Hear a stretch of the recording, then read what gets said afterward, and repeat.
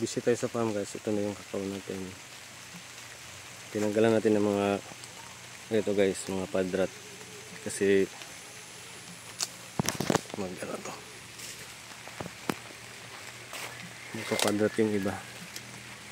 Ganito, tanggalin natin. Medyo maulan guys kasi yung Typhoon Uwan. Although nandito tayo sa Mindanao, may pa rin, apektado pa rin tayo sa ulan.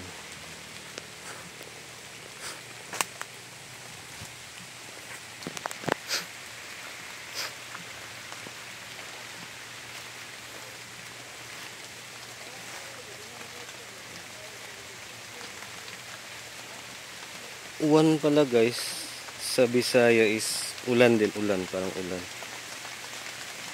Ano siya, mas deeper na Cebuano, uwan. Yung mga L is ginagawang W, uwan.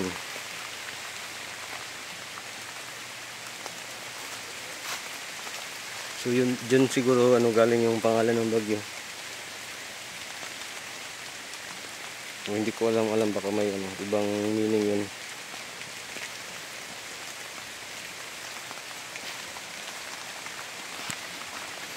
Ang farm natin is sa nasa Baguio District, Barangay Wines, Davao City.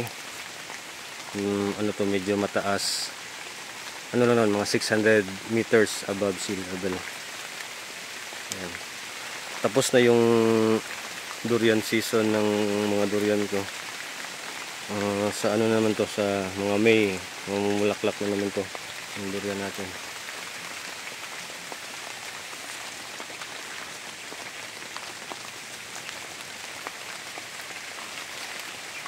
Pag ganito na siya guys, malapit na yung maghinog guys, yung ito. Pag ganito na yung kulay.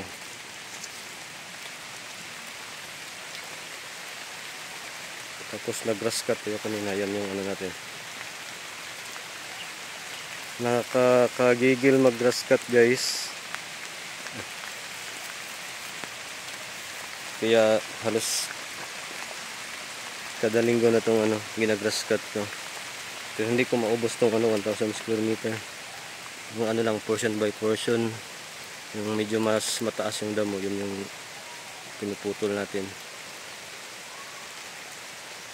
Ito yung durian guys na naputol yung dulo. Kasi sobrang dami ng bunga.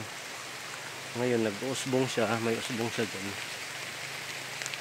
Yan na yung papalit sa niya, sa top. Kasi nawala yung naputol yung top niya. Yung pinaka top na sanga. Kasi importante yan guys, kasi yung durian is up to 100 years yung niya.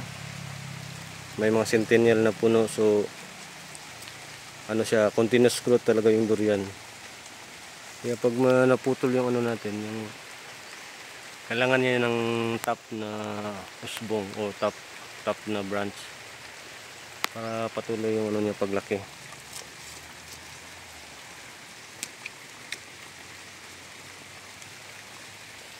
Ito guys, yung mulberry natin, daming bunga. Ayan.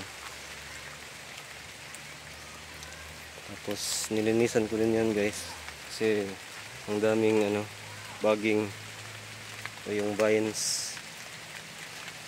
Yung vines niya.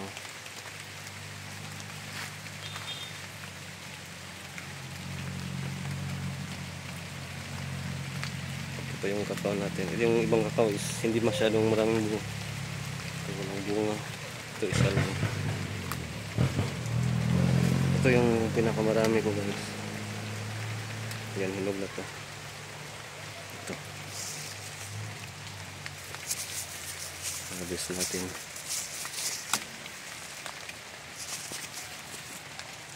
Ito, pa-harvest na natin to. Baka mag-overripe.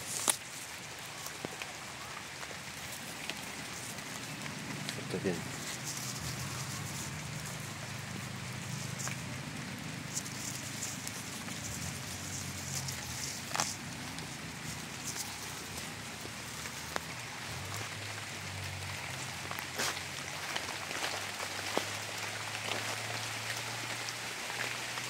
Ito yung pinakamalaki ko na durian. Ubus na yung bunga. Sa May na naman to mag shoot flower.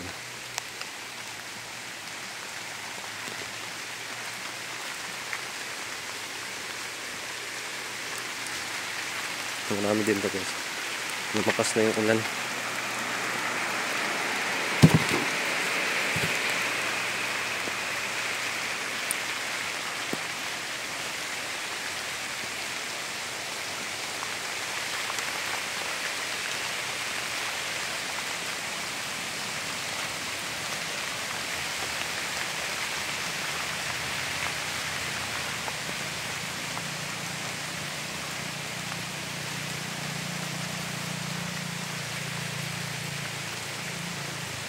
Nagtanim din tayo ng native. Ay, hindi ito native, ito yung yung pink trumpet guys. Tsaka ito yung Palawan cherry blossom. Para may din tayo mga non-fruiting trees. Ito is banaba. Mga ganda yung bulaklak ito. Tsaka ito hindi ko alam kung basta native din to.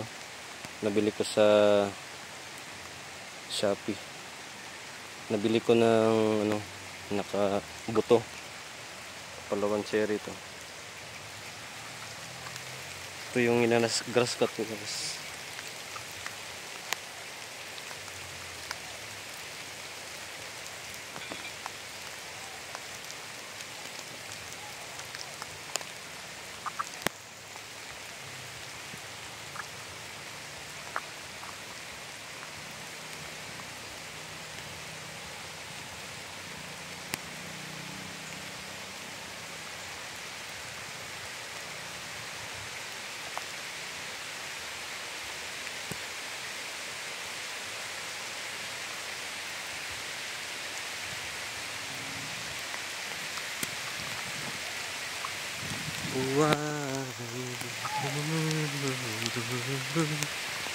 Sinong di mapapasaya sa ulan?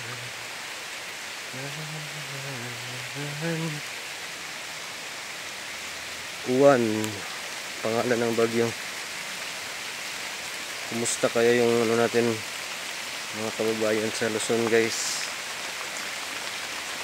Sana sana malusaw siya sa Sierra Madre guys, yung backbone ng Luzon. Kailangan natin protektahan yung din guys, yung kabundukan, kasi gaya ng nangyari sa Cebu guys. So ito yung natin guys, durian, kasi considered to as malalaking puno. So kaya niyang mag ng baha, prevent. Tsaka yung tinanim natin ng mga native trees. Tsaka itong kakao, kahit maliit to, nag-hold pa rin to ng ng lupa.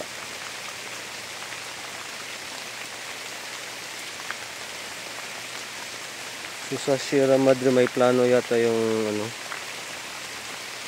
DOE na maglagay daw doon ng wind farm yata. Tapos puputulin yung mga puno. So yan guys, mamimili tayo kung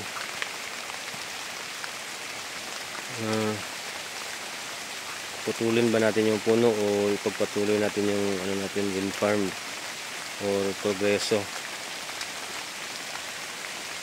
Pero sana hindi matuloy guys.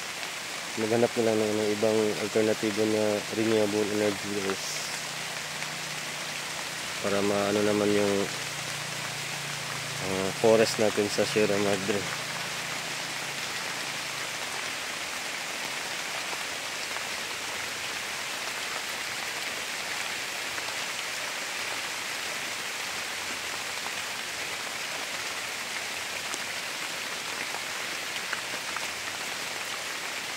Yun lang guys, update ko lang yung farm ko.